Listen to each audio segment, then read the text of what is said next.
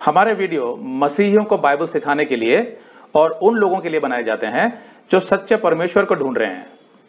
किसी अन्य धर्म की आलोचना करना या उसके अनुयायियों का अपमान करना हमारा उद्देश्य बिल्कुल नहीं है, लेकिन कई क्षेत्रों में बाइबल की शिक्षाएं अन्य धर्मों के साथ मेल नहीं खाती। इसलिए अगर किसी को बाइबल की शिक्षाओं से ठेस पहुंचती हो तो कृपया हमारे वीडियो ना देखें। मसीहियों को कौन सी सरकार चाहिए? इलेक्शन यानी चुनाव की गर्मागर्मी शुरू हो गई है। सबके मन में एक ही सवाल है, अगला प्रधानमंत्री कौन होगा, अगली सरकार कौन सी होगी। तो यहां पर एक सवाल यह भी उठता है कि मसीहियों को कौन सी सरकार चाहिए। बाइबल सिखाती है दानियेल 2:21 में समयों और ऋतुओं को वही पलटता है, यानी परमेश्वर। राजाओं का अस्त और उदय भी वही करता है, यानी परमेश्वर। बुद्धिमानों को बुद्धि और समझ वालों को समझ भी वही देता है। मतलब ये कि किसी भी देश की सरकार को परमेश्वर ही नियंत्रित करता है, चाहे उस देश में रिपब्लिक यानी गणतंत्रवाद हो या तानाशाही डिक्टेटरशिप, लेकिन नियंत्रण हमेशा परमेश्वर के हाथ में ही रहता है, जैसा बाइबल सिखाती है। नीति वचन 21:1 कहता है, राजा का मन नालियों के जल की नाई यहोवा के हाथ में रहता है, जिधर वह चाहता है उधर उसको फेर देता है। मतलब भले ही वो राजा विश्वासी ना हो, परमेश्वर को ना मानता हो, लेकिन उसका जो मन होता है वो फिर भी परमेश्वर के नियंत्रण में ही रहता है। वो जिधर चाहे उसको मोड़ सकता है परमेश्वर। सब कुछ परमेश्वर के नियंत्रण में है। इसीलिए हमें इन आयतों पर पूरा भरोसा करना चाहिए, चाहे कुछ भी हो जाए। बाइबल ये भी सिखाती है याकूब 5:16 में, धर्मी जन की प्रार्थना के प्रभाव से बहुत कुछ हो सकता है। तो धर्मी कौन है? दूसरे कुरिन्थियों का 5:21 कहता है, यीशु जो पाप से अज्ञात था उसी को परमेश्वर ने हमारे लिए पाप ठहराया। क्यों? क्योंकि हमारे सभी पापों को उसने अपने ऊपर ले लिया और उसका दंड भुगता क्रॉस पर, कि हम यीशु में होकर परमेश्वर की धार्मिकता बन जाएं। रोमियो का 5:19 कहता है, जैसा एक मनुष्य की आज्ञा ना मानने से, अर्थात आदम की आज्ञा ना मानने से बहुत लोग पापी ठहरे, सबके अंदर पाप आ गया, वैसे ही एक मनुष्य के आज्ञा मानने से, मतलब यीशु से, बहुत लोग धर्मी ठहरेंगे। तो हर वो मनुष्य, चाहे वो किसी भी धर्म, किसी भी जाति से हो, अगर वो सच्चे मन से यीशु से अपने पापों की क्षमा मांगता है और यीशु को अपना उद्धारकर्ता और एकमात्र परमेश्वर स्वीकार करके उसके बताए मार्ग बाइबल पर चलने को तैयार हो जाता है, तो यीशु उसे क्षमा कर देता है, क्योंकि यीशु ने उसके सभी पापों का दंड स्वयं भुगत लिया था क्रॉस पर आज से 2000 साल पहले। इसीलिए परमेश्वर की नजर में वो मनुष्य धर्मी है, और ऐसे मनुष्य की प्रार्थना में बहुत बल होता है। मिशन ट्रिप पर कभी कभी मैं चर्चों में संदेश देने के बाद मसीहियों से पूछता हूं कि आप में से कितने लोग ये प्रार्थना करते हैं कि इस देश में मसीह का नाम फैले, मसीहत फैले, लोग यीशु मसीह के प्रेम और बलिदान को समझ सकें और उनके जीवन बदल जाएं। तो आमतौर पर लोगों के चेहरे के भाव कुछ ऐसे होते हैं मानो वे कह रहे हो कि ये कैसे हो सकता है, इस देश के ज्यादातर लोग तो दूसरे धर्मों से हैं, मसीहत तो केवल 1 या 2% ही है। तो मैं उनसे यही कहता हूं कि आप लोग विश्वास क्यों नहीं करते कि धर्मी जन की प्रार्थना में बहुत बल होता है। अगर सभी मसीही मिलकर एक बार नहीं, 2 बार नहीं, बल्कि लगातार इस देश के लिए यीशु मसीह से प्रार्थना करते रहेंगे कि इस देश में सच्ची मसीहत आए, तो यीशु निश्चित रूप से इस देश की काया पलट कर सकता है। केवल एक योना भविष्यद्वक्ता की गवाही से पूरे नीनवे के लोगों ने पापों से अपना मन फिरा लिया था, राजा और रानी समेत। बाइबल सिखाती है पहले तीमुथियुस 2:1-3 में कि अपने देश की सरकार के लिए निरंतर प्रार्थना करो, ताकि हम मसीही विश्राम और चैन के साथ सच्चे परमेश्वर की भक्ति में जीवन गुजार सकें, क्योंकि यही हमारे उद्धारकर्ता परमेश्वर को अच्छा लगता और भाता भी है। रोमियो का 13:1 कहता है, हर एक व्यक्ति प्रधान अधिकारियों के अधीन रहे, मतलब सरकार के अधीन रहे, क्योंकि कोई अधिकार ऐसा नहीं जो परमेश्वर की ओर से ना हो, और जो अधिकार हैं वे परमेश्वर के ठहराए हुए हैं। क्यों? क्योंकि भजन संहिता 22:28 कहता है, क्योंकि राज्य यहोवा ही का है और सब जातियों पर वही प्रभुता करता है। कहने का मतलब यह है कि कोई भी सरकार जो आती है वो परमेश्वर की ओर से ठहराई हुई है। किसी भी कारणवश आपको उसके अधीन रहना है, ऐसा बाइबल सिखाती है। मतलब ये कि हर देश की सरकार यीशु के नियंत्रण में है। उसी की इच्छा से सरकारें उठती और गिरती हैं, भले ही बाहर से देखने में ऐसा ना लगता हो, लेकिन जो वचन में पढ़ रहे होते हैं उनको ये बातें दिखने भी लगती हैं और समझ भी आने लगती है। तो मसीहियों को कौन सी सरकार चाहिए? ऐसी कोई सरकार नहीं होती जो मसीहियों के लिए अच्छी या बुरी हो, क्योंकि नियंत्रण तो यीशु का ही रहता है। एक मसीह विरोधी सरकार भी कभी कभी कुछ ऐसे फैसले लेती है जो मसीहियों के लिए और मसीहत के लिए बहुत लाभकारी सिद्ध हो जाती है, क्योंकि कुछ भी यीशु के नियंत्रण से बाहर नहीं है।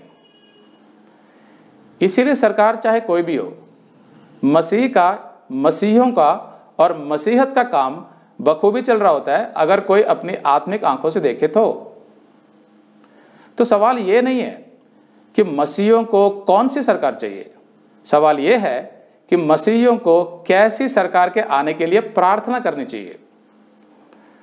तो आज मैं इस देश के लिए एक उत्तम सरकार के आने के लिए प्रार्थना करने जा रहा हूं।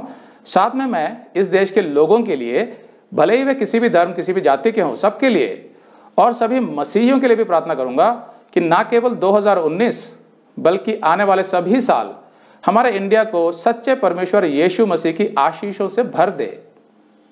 मेरी विनती है हर उस दर्शक से जो इस संदेश को देख रहा है कि वो मेरे साथ शामिल होकर इस प्रार्थना का बल बढ़ाएं। साथ में इस संदेश का लिंक ज्यादा से ज्यादा मसीहियों को शेयर करें ताकि वे भी हमारे देश के लिए प्रार्थना करें। तो आइए शुरू करते हैं ये प्रार्थना यीशु मसीह के नाम से। हे सच्चे परमेश्वर यीशु मसीह, हमें आने वाले चुनाव में एक ऐसी सरकार देना जो कुछ ऐसे काम करे कि इस देश की सभी समस्याओं का उचित समाधान निकले। हमारे देश में कोई भी भूखा ना रहे, सबको भरपेट भोजन मिले। हमारे देश के जो किसान हैं उनकी हालत में सुधार हो। मैं प्रार्थना करता हूं कि हमारे देश में हमेशा अच्छी बारिश हो और अच्छी फसल उगे। हमारे देश के हर मनुष्य के सिर पर छत हो, रहने के लिए मकान हो और पहनने के लिए ठीक ठाक कपड़े हों। मैंने देखा है हमारे देश में बहुत से बच्चे जो सड़क पर भीख मांग रहे होते हैं, सर्दियों में वो ठंड से ठिठुर रहे होते हैं, उनके तन पर पूरे कपड़े भी नहीं होते हैं। तो परमेश्वर हमें ऐसी सरकार दो जो इन सब बातों के लिए बहुत संवेदनशील हो। इस देश से इलिटरेसी, अशिक्षा, निरक्षरता पूरी तरीके से दूर हो सके, हर बच्चा पढ़ लिख सके। हमारे जो सरकारी स्कूल हैं उनमें अच्छे से फंड्स हों और वो फंड्स हर गरीब आदमी तक पहुंचे जो प्राइवेट स्कूल्स में नहीं जा सकता। तो सरकार ऐसे प्रबंध करे कि उनके बच्चों को पूरी किताबें मिले, पूरी यूनिफॉर्म मिले और उनकी पढ़ाई का जो स्तर है वो ऊपर आए, ताकि हमारे देश के बच्चों को ना तो कहीं पर नौकरी करनी पड़े, ना उन्हें कोई मजदूरी करनी पड़े और ना उन्हें सड़क पर कभी भीख मांगना पड़े। उनका भविष्य अच्छा हो। हमारे देश में सबको रोजगार मिले, बेरोजगारी पूरी तरह खत्म हो जाए। मैं प्रार्थना करता हूं कि हमारे देश के जो अनाथ आश्रम हैं, जहां अनाथ बच्चे पाले जाते हैं, उनका प्रबंध, उनका जो मैनेजमेंट है वो बहुत अच्छा हो। सरकार ध्यान दे कि उन बच्चों के सिर पर माँ बाप का साया नहीं है, इसलिए नियम कुछ ऐसे बनाए जाएं ताकि जो भी उनको गोद लेना चाहे उनको सरलता हो, वो आसानी से उन्हें गोद ले सकें। साथ में मैं प्रार्थना करता हूं हमारे देश की विधवा बहनों के लिए, माओं के लिए, सरकार उनकी तरफ भी ज़्यादा संवेदनशील हो, उनको कोई रोजगार देना हो या पेंशन देनी हो, इन सब बातों पर बहुत ध्यान दे। मैं प्रार्थना करता हूं कि जो भी सरकार आप दें उसको ऐसी बुद्धि दीजिए कि वो ऐसे कुछ कदम उठाएं कि हमारे देश की अर्थव्यवस्था, इकोनॉमी ऊपर आने लग जाए। हमारे जो सरकारी अस्पताल हैं उनकी जो अवस्था है उसमें सुधार हो और जितने भी लोग प्राइवेट हॉस्पिटल्स में या बड़े बड़े डॉक्टरों के पास नहीं जा सकते, जिनके पास बहुत से टेस्ट कराने के पैसे नहीं होते, उन सबको अच्छी चिकित्सा सुविधाएं मिल सकें। हमारे जो हॉस्पिटल्स में लंबी लंबी लाइनें लगी होती हैं उसमें सुधार हो सके, ताकि एक गरीब से गरीब आदमी को भी स्वास्थ्य संबंधी सारी सुविधाएं सरकार की तरफ से मिल सकें। और मैं ये भी प्रार्थना करता हूं कि हमारे देश में जो लोग बीमार हैं, ऐसी ऐसी बीमारियों से जिनके इलाज नहीं है, यीशु मसीह तो अपने अनुग्रह से उनको चंगाई दे। कुछ ऐसे गांव हैं या ऐसे छोटे छोटे शहर हैं जहां पर चिकित्सा सुविधाएं नहीं है, लोग बीमारी से मर जाते हैं। तो मैं प्रार्थना करता हूं प्रभु यीशु मसीह से कि आप उनको चंगाई दो, और जिनके पास पैसे नहीं हैं डॉक्टरों के पास जाने के लिए, उनको भी आप चंगाई दें।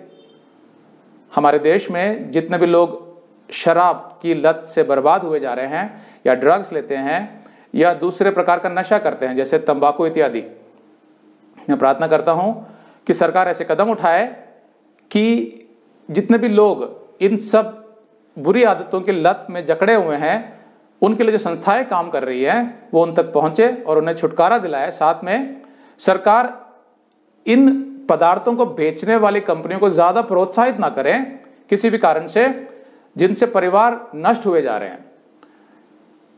हमारे देश में जो अहिंसा चलती है, किसी भी वजह से बात बात पे लोग लड़ाई झगड़ा करते हैं, मारपीट करते हैं, मैं प्रार्थना करता हूं हमारे देश के लोगों को बुद्धि आए और वो प्यार मोहब्बत से एक दूसरे को समझा के इन समस्याओं का समाधान निकाले।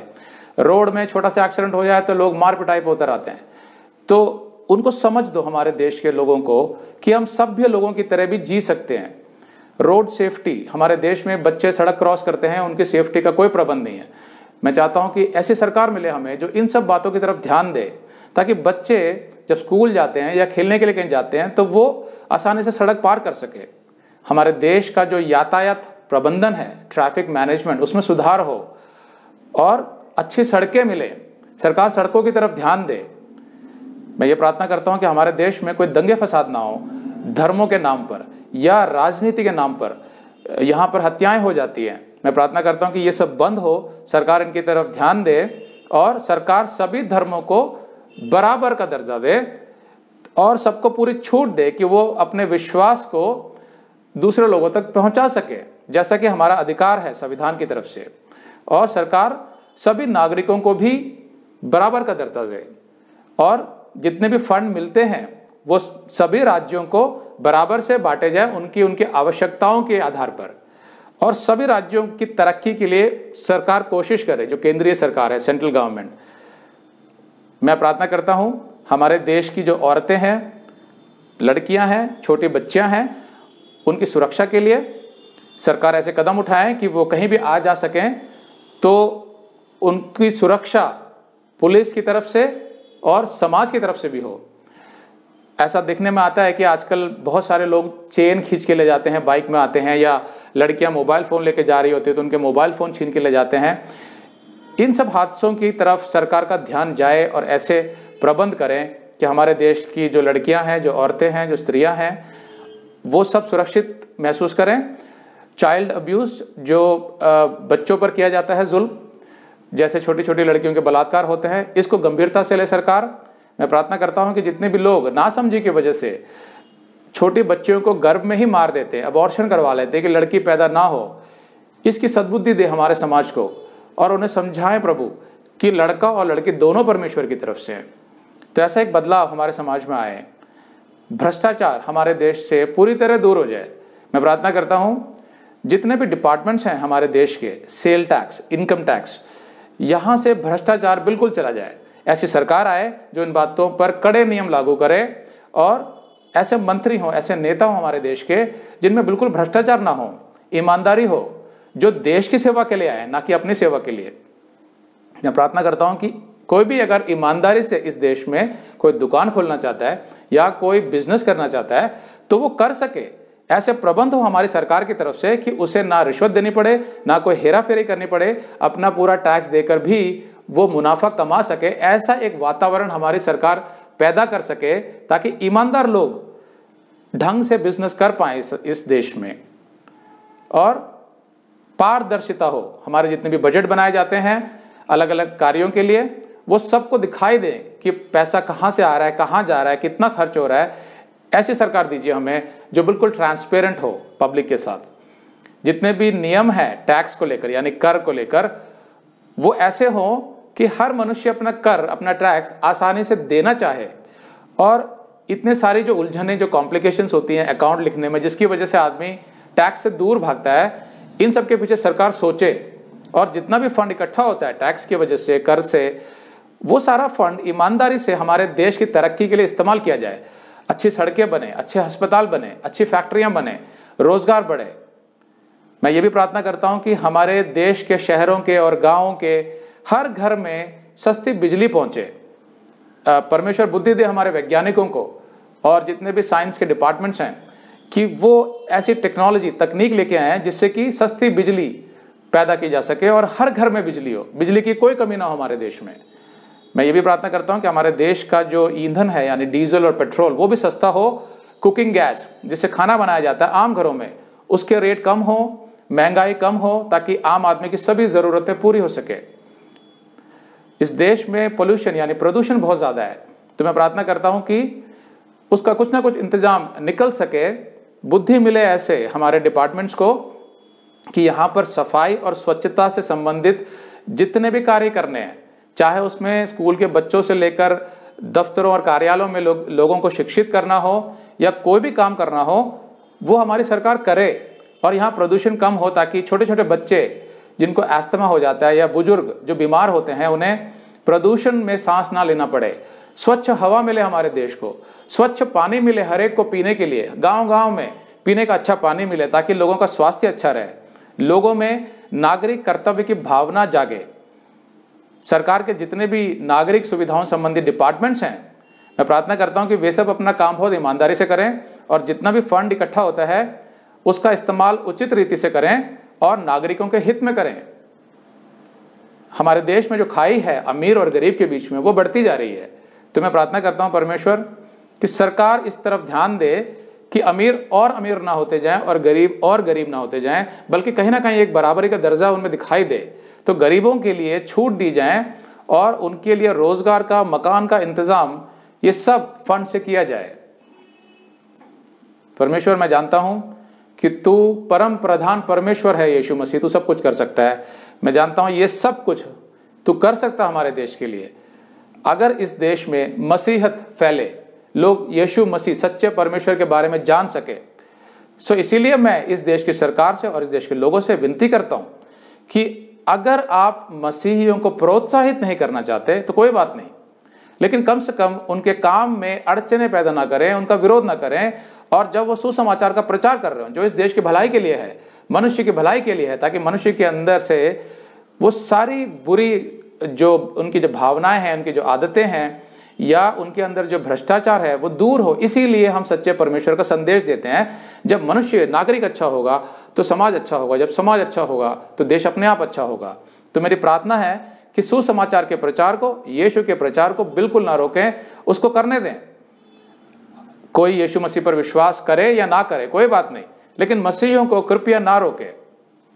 जितने भी मसीह संस्थाएं काम कर रही हैं, स्कूलों में, कॉलेजों में, अस्पतालों में या जगह जगह जाकर गरीब बस्तियों में या किसानों के पास या छोटे बच्चों के बीच में या औरतों के बीच में जो सताई जाती हैं, जो प्रभु का संदेश दिया जाता है ताकि उनके जीवन में फर्क आए, उनके कार्यस्थलों में ईमानदारी आए जहां पर भी वो काम करते हैं, इसलिए ये संदेश दिए जाते हैं ताकि मनुष्य के जीवन में सुधार आए। तो कृपया इनको ना रोके। हमारी विनती है आपसे कि मसीहियों को अपना काम करने दीजिए। अब मैं प्रार्थना करता हूं हमारे देश के सभी मसीही परिवारों के लिए जिन्होंने भी यीशु मसीह को अपना उद्धारकर्ता और एकमात्र परमेश्वर स्वीकार करके अपना जीवन यीशु को दे दिया है और उसके बताए रास्ते पर चलने को तैयार हो गए हैं। मैं उन सब के लिए आज प्रार्थना करता हूं कि वे वचन में बढ़ते जाएं, उनका आत्मिक जीवन, उसका जो स्तर है वो बढ़ता जाए।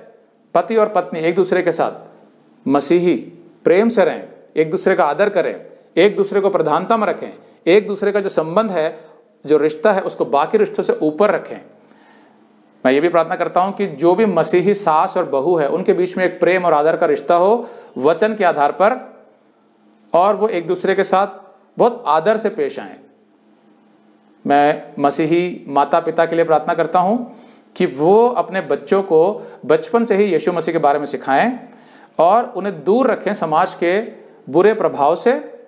जितने भी हमारे यूथ हैं, युवा जवान मसीही लड़के लड़कियां, उनके लिए भी मैं प्रार्थना करता हूं कि वो समाज के जो बुरे प्रभाव हैं, जो फिल्मों द्वारा, टीवी द्वारा और फैशन के द्वारा, आसपास के दोस्तों के द्वारा उन तक पहुंच रहे हैं, उनको रोके प्रभु, और वो वचन में बढ़ सके। उनका जो रुचि है वो वचन में बढ़ाइए, अच्छे मसीही बने वो बड़े होकर, अच्छे परिवार खड़े कर सकें। और जितने भी मसीही बीमार हैं इस देश में, बहुत से हमारे दर्शक भी हैं जो हमें लिखते रहते हैं कि उनकी बीमारी जो है लंबे समय से है, तो आज मैं प्रार्थना करता हूं कि आने वाले साल में 2019 में चंगाइयां दे हमारे मसीही भाई बहनों को। जिनकी भी बीमारियां हैं उनका इलाज चाहे डॉक्टरों के जरिए, चाहे दवाइयों के जरिए, या फिर अपने अनुग्रह से उनको छू ले प्रभु, उनको चंगाइयां दे। और मैं ये भी प्रार्थना करता हूं कि जितने भी मसीही भाई बहन काम कर रहे हैं हमारे देश में, उन सबको सुरक्षा दे, साथ में उनको सामर्थ्य दे कि वो सुसमाचार का प्रचार बड़ी सच्चाई से करें और हमारे देश में सही मायनों में अच्छे चर्च खड़े हो सकें, जिनका जो मुख्य उद्देश्य हो वो वचन को गहराई से पढ़ाना हो, ना कि दूसरे कार्यक्रमों में अपना समय व्यतीत करते रहें। ऐसे पास्टर्स आए जो बहुत शिक्षित हों, बहुत प्रशिक्षित हों, ट्रेंड हों बाइबल में, और वचन को गहराई से समझते हों और अपना जीवन पूरी तरीके से उन्होंने यीशु के लिए समर्पित कर दिया हो। प्रार्थना करता हूँ हर मसीही के लिए कि उनके दिल में ऐसा बोझ डाल कि वो बाहर जाकर यीशु का सुसमाचार सबको सुनाए, पड़ोस में, रिश्तेदारों में, दोस्तों में, ऑफिस में। हमारे देश के जो जितने भी मसीही भाई बहन हैं, मैं प्रार्थना करता हूँ सबके लिए कि उनकी जो आर्थिक समस्याएं हैं उसको दूर कर प्रभु, उनको घर दे, उनको नौकरी दे, उनका जो बिजनेस अगर वो कर रहे हैं तो उसमें मुनाफा दे। मैं प्रार्थना करता हूँ कि जितने भी मसीही भाई बहन कर्जे में हैं, किसी तरीके से समाधान निकाल, वो सच्चाई के रास्ते पर चलें और तेरे भरोसे उनके सारे कर्जे खत्म हो जाएं, ऐसा एक जीवन उनको दे। और मैं प्रार्थना करता हूं कि जितने भी मसीही भाई बहन शादी के बारे में सोच रहे हैं, वो प्रार्थना पूर्वक वचन के आधार पर उनको एक अच्छा पार्टनर दे, ताकि उनका मसीही जीवन, मसीही परिवार अच्छे से खड़ा हो सके। जिनके बच्चे नहीं हैं उनके लिए प्रार्थना करता हूं कि तेरी इच्छा में उनके बच्चे हों। जो पति पत्नी मसीही हैं लेकिन फिर भी झगड़ों की वजह से तलाक लेना चाहते हैं, प्रभु उनको रोक, उनको समझा, उनके अंदर प्रेम डाल ताकि वो तलाक ना लें। और अगर किसी मसीही ने किसी अविश्वासी से शादी किया तो मैं प्रार्थना करता हूं कि वो अविश्वासी पार्टनर भी मसीह में आ जाए और उनका जीवन बहुत अच्छे से चले। इस 2019 में हमें बहुत सी ऐसी गवाहियां सुनने को मिले। मैं अपनी इस मिनिस्ट्री के लिए भी प्रार्थना करता हूं कि ये मिनिस्ट्री चलती रहे। प्रभु तूने खड़ा किया इस चैनल को और इतने सारे लोगों को जोड़ा है। आज हम जो बाइबल सिखा रहे हैं उससे लोगों के जीवन बदल रहे हैं। तो मैं प्रार्थना करता हूं कि इस मिनिस्ट्री को चलाते रहे और हमारी जितनी भी ज़रूरतें हैं इस मिनिस्ट्री को चलाने के लिए वो तू पूरी करता रहे। और मैं सभी भाई बहनों का, जितने भी हमारे दर्शक हमारे लिए प्रार्थना कर रहे हैं इस मिनिस्ट्री के लिए, मैं सबका दिल से धन्यवाद करता हूं कि आप प्रार्थना करते रहिए। परमेश्वर इस मिनिस्ट्री को बहुत आगे ले जाएगा और बहुत से नए लोग जुड़ेंगे इस मिनिस्ट्री के साथ। और मैं सभी मसीही भाई बहनों के लिए जो इस देश में, उनके लिए प्रार्थना करता हूं कि उनके अंदर ऐसी हिम्मत आए, ऐसा साहस आए कि वो हमेशा यीशु के लिए खड़े हो सके, so that they can stand for Jesus Christ. और वो गुनगुने मसीही बन के ना रहें कि वो संडे चर्च जाके वापस आ जाएं। उनके अंदर ऐसा सामर्थ्य भर दे, ऐसा बोझ डाल दे कि वो सताव सहने के बावजूद भी तेरे लिए खड़े हों और अपने जीवन के सारे फैसले बाइबल के आधार पर करें, संसार के मूल्यों के आधार पर नहीं। और मैं ये प्रार्थना करता हूं कि हमारे देश के जितने भी मसीही भाई बहन हैं वो सब यीशु मसीह का प्रेम और उसका आनंद अपने जीवन में हमेशा अनुभव करते रहें, कभी यीशु मसीह से दूर ना जाएं और यीशु मसीह का नाम मरते दम तक उसका प्रचार करते रहें, ताकि हमारा देश इंडिया बहुत बहुत आशीषित हो। और जब भी लोग हमारे देश की तरफ देखकर पूछें कि तुम्हारा परमेश्वर कौन है, तो हम कह सकें यीशु मसीह। आमीन।